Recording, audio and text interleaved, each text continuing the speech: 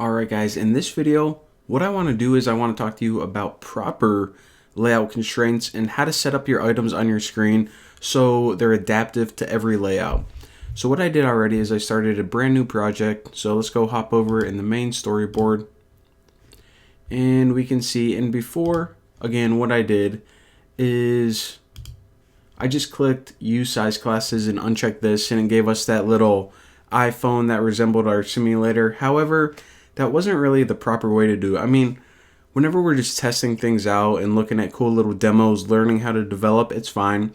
But that's never going to work because our applications, they need to be adaptive to every layout. Every single Apple device, preferably, and also whenever they rotate it. So a bunch of different screen sizes, a bunch of different orientations. So let's go ahead and learn how to properly design a layout.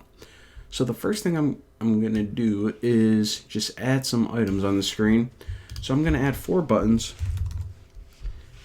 So a butt, and I'll say like a top left. And I'll adjust these in a second. Top right, bottom left, and bottom right.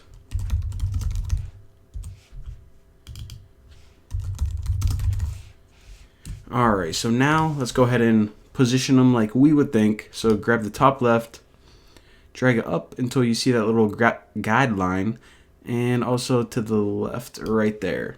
Now for the top right, butt it up against the right and also put it in line with the top left. And for the bottom left and bottom right, let's go ahead and do the same thing. Alright, so that looks pretty good. Right like that. Again, this is just going to be a really simple example. And actually what I'm going to do is I'm going to take like, what can I get? Maybe a label to stick in the center. Let me get a text view. We haven't used that yet. So a text view is pretty much just, well, it's the same thing as kind of a text view in web design, just a little chunk of text. It's bigger than a label. A label is usually just one word or one sentence. So this would be for something like a paragraph. And I have like snot in my nose, so, you know, that's pretty disgusting. Alright, so now what we need to do is run this bad boy and check out what goes wrong. And let me run it on like an iPhone 5 or something. So we're going to run this in the stimulator, aka the simulator, but whatever, and check it out. So, okay, that looks nothing like we expected. I mean, this top left button looks alright, but this is way off to the side. The bottom left button is like getting cut off. And if I click hardware, then what I can do is I can rotate left or right.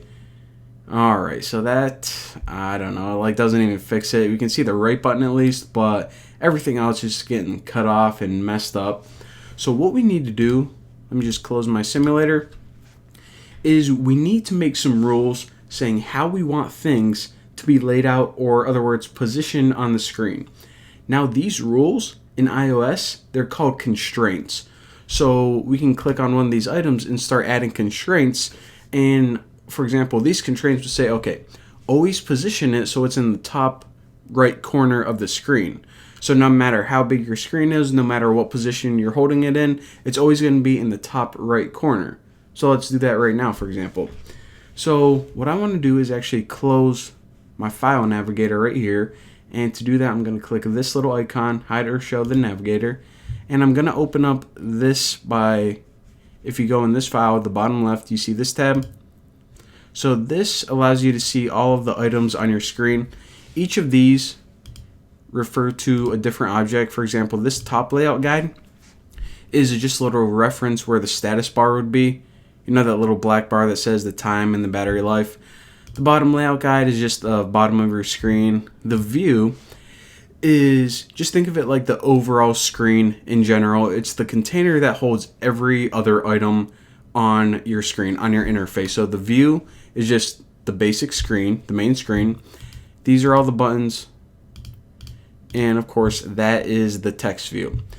So again, like I said, the first thing we want to do is we want to add a rule to this top right button. And that rule, technically called a constraint, is going to say always position this in the upper right corner.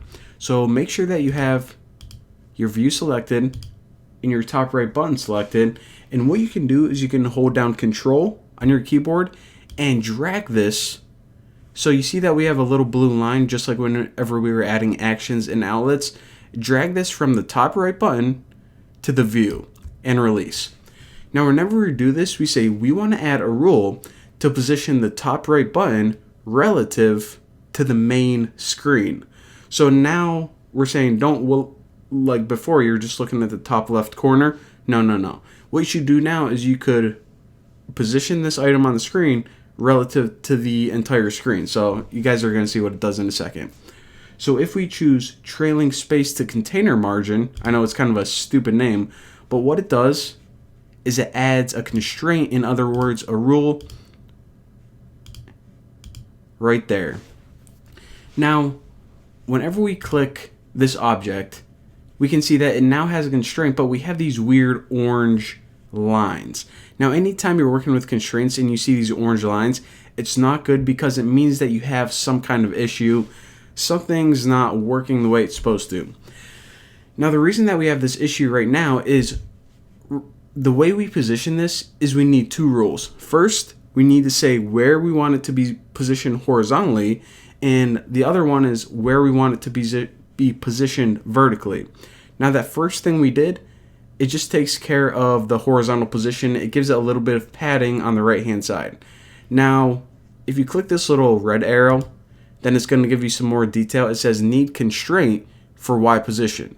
So essentially it's yelling at us. It's like, hey Bucky, you told me where to position it left and right, but now I need to know where to position it up and down. So let's go ahead and back by clicking structure and do that right now. So probably the easiest way that we can do this is this. Go ahead and click this again and hold down Control and drag it back up to the view. And now we want to add another constraint. And this constraint can just be top space to top layout guide.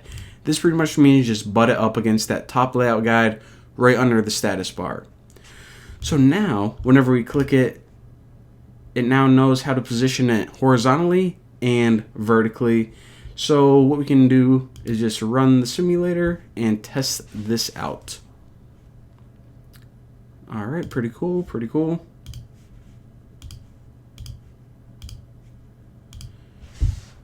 All right, it's gonna work this time. All right, so check it out. So unlike before when this button was way off over in no man's land, right now it's in the top right corner, but let's go ahead and try to rotate it. Something's probably gonna mess up. Rotate right. Look at that, looking good no matter what way we rotate it. And also, if we ran it on an iPad simulator on an iPhone 6, it would always appear in the top right. Pretty stinking awesome. So it follows those rules, but now we have to fix all these other things as well.